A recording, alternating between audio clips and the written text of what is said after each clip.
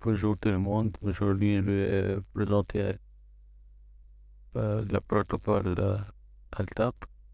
Premièrement, je vais le présenter la structure des attributs de l'ALTAP et après les caractéristiques ALTAP. Définition: Lightweight Directory Access Protocol est un protocole par service qui permet de communiquer avec différents types d'annuaires, y compris Active Directory et des interrogés. Présentation générale du protocole ALTAP définit la méthode d'accès aux données sur les serveurs au niveau du client et non la manière de laquelle les informations sont stockées.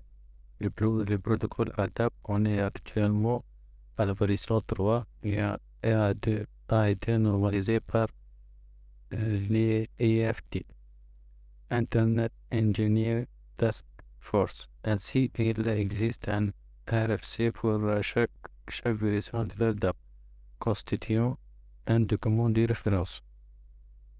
Ainsi, ALTAP fournit à l'utilisateur des méthodes lui permettant de premièrement se connecter, se déconnecter, rechercher des informations, comparer des informations, insérer des entrées, modifier des entrées, supprimer des entrées. Différence entre ALTAP et Active Directory. ALTAP et Active Directory sont deux technologies de gestion des données utilisées dans les environnements informatiques d'entreprise, bien qu'ils soient sous-utilisés ensemble. Il y a des différences importantes entre ces deux technologies. ALTAP est un protocole standard, tandis qu'Active Directory est une technologie propriétaire développée par Microsoft. ALTAP peut être utilisé avec de nombreux systèmes d'exploitation et d'applications, tandis qu'Active Directory est spécifiquement conçu pour fonctionner avec les systèmes d'exploitation Windows. ALTAP peut être utilisé pour stocker et gérer différents types d'informations, tandis qu'Active Directory est principalement utilisé pour stocker et gérer des informations dans l'utilisateur, les groupes et les ordinateurs dans un environnement Windows. ALTAP peut être utilisé pour fournir une authentification unique dans les environnements hétérogènes, mais Active Directory est principalement utilisé pour fournir authentification unique dans nos environnements Windows. Consulter les données. Opération abondant. L'opération précédemment envoyée au serveur. Ajouter un entrée au répertoire. Bing initier une nouvelle session sur le serveur ALTAP. Comparer les entrées d'un répertoire selon les critères. Delete, supprimer une entrée d'un répertoire. Extender, effectuer des opérations étendues. Rename, modifier le nom d'un répertoire. Search, recherche des entrées d'un répertoire. Embed, termine une session sur le serveur ALTAP. Maintenant, on va présenter la structure et les attributs de l'ALTAP. Structure ALTAP. ALTAP présente les informations sous forme d'une arborescence information hiérarchique, appelée Directory Information Tree, dans laquelle les informations appelées entrées, ou encore DSI, Directory Service Entry, sont représentées sous forme de branches. Une branche située à la racine d'une ramification est appelée racine ou suffixe, root entry. Chaque entrée de l'annuaire ALTAP correspond un objet abstrait ou réel. Par exemple, une personne, un objet matériel, des paramètres.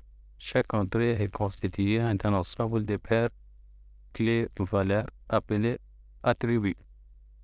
Les attributs LDAP utiliser des attributs pour stocker des informations sur des objets dans un annuaire. Les attributs LDAP sont similaires aux champs dans une base de données, mais ils ont des caractéristiques spécifiques qui les rendent adaptés à l'utilisation dans un annuaire.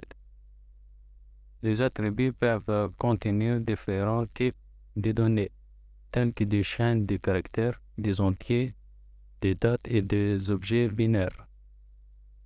Voici quelques-unes des attributs couramment utilisés dans l'ADAP. CN, common name, représente le nom commun d'un objet dans l'annuaire, tel que le nom complet d'un utilisateur ou d'un groupe. OU, Organizational Unit, présente une unité organisationnelle dans l'annuaire, tel qu'un département ou une équipe.